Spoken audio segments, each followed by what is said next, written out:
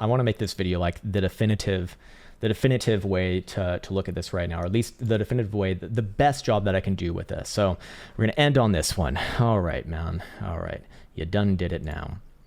Okay, so what I'm going to do now is I'm going to go over the historical analysis of all cycles from trough to peak, or from peak to trough, however you want to measure that, which, yes, there has been some counterpoints to that. People say you should measure from high to high or from low to low in order to judge how long the cycle was.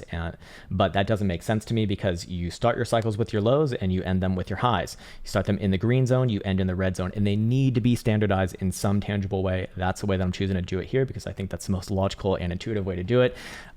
Measuring low to low does not make sense to me. And also, how are you going to measure the gains, on the peaks? Anyways, this first cycle over here, starting from the genesis, and again, I'm using weekly closing bases for the green zone right here, and then the red zone right here. 322 days, 37,750% gained from low to high. Very interesting. Let's move on to this next one right here, on the lows from basically December 2011. This one from trough to peak takes 742 days, 46,000% gained. This one was 2.3 times longer than the prior one, or 130% longer than the prior. Interesting. Okay, so let's move on to this next one from 2014 to 2017, and this one took 1,064 days. There was 9,000% gain from bottom to high, and we took about 1.43x longer, or 43% longer than the prior cycle, than cycle number 2. So the cycles are longer with each and every one, but they're diminishing at the rate at which they're getting longer. And then we come to our current one right here, which is actually going to have the wrong number because I need to add 7 onto this. So we are now at 11101.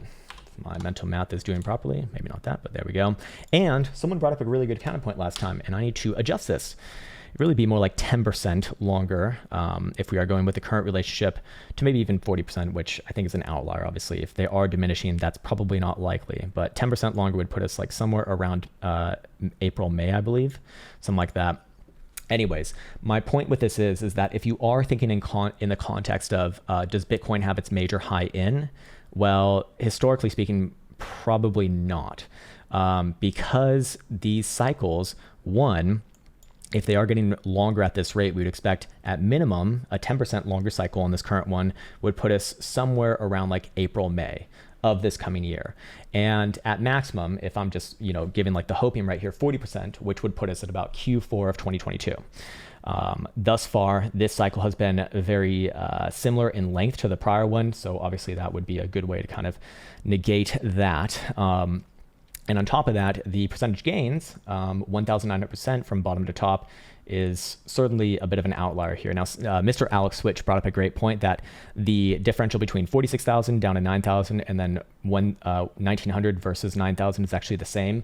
Perhaps there's that would be a good counterpoint to what I'm saying, and I do want to represent that properly. But what I want to do now is go on something a little bit more tangible. And the reason why I don't think that that's likely is because we've seen all of these cycle highs in the red zone. And we've seen all the cycle lows within the green zone. That's how we're kind of standardizing it for here on this log curve zones chart. So if we were to call out some fib retracements as well, we can see some interesting relationships between them. So for this first one over here, starting off the base, so I'm basically drawing an extension from the base, and you can see that we top out at the 2.618. Interesting. Okay, but that doesn't mean anything without context. So let's look at the next one right here.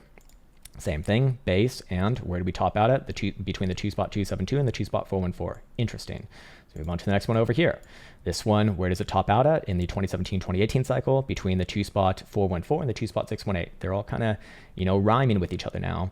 And this current one, if we were to plot a extension from this base, which is the same thing that we've done for all the prior ones, where would those same sort of numbers be coming in around?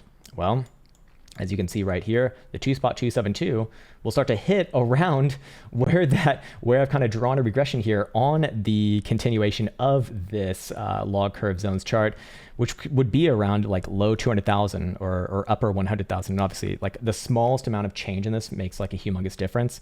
But I just thought that it was interesting that we see the same numbers kind of pop up there. So if I were to, let's see, if just to kind of show that this is like really responsive, if I just move it a pixel there, it changes it rather significantly.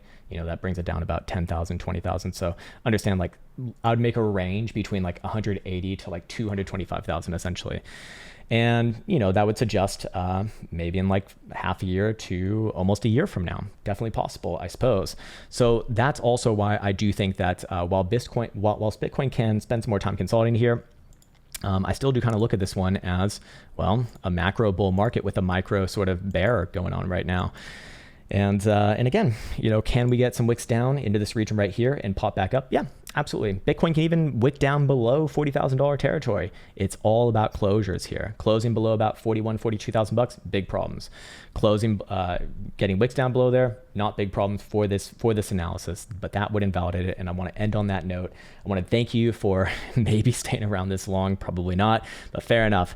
I'm going to leave it off right there. I will update on this as time goes onwards and forwards and we get more price action history with this.